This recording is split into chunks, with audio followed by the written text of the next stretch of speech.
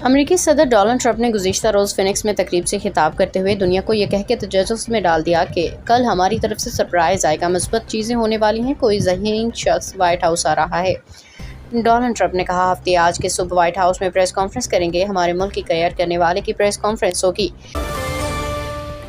Iran ने अफज़ूदा uranium America मुंतकिल करने के ट्रंप के दावे की तरदीद कर दी। ईरान ने अफज़ूदा यूरेनियम अमेरिका मुंतकिल करने का डोनाल्ड ट्रंप का दावा मुस्तरद कर दिया।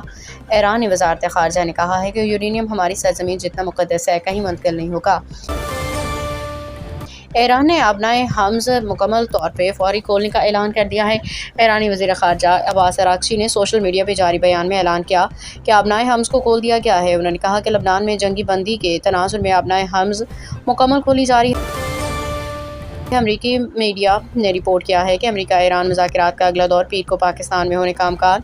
पाकिस्तान की सालसी में अमेरिका ईरान मुज़ाकरात से मुतालिक अहम पेशरफ्त हुई है। CNN ने मुज़ाकरात के नए दौर से मुतालिक ईरानी ज़राए के हवाले से बताया कि वफूद पीर के रोज़ मुज़ाकरात करने जा रहे हैं, ताहम अमेरिका ने अभी तक इस बात की तस्दीक नहीं की कि कोई मुज़ाकरात तय हैं।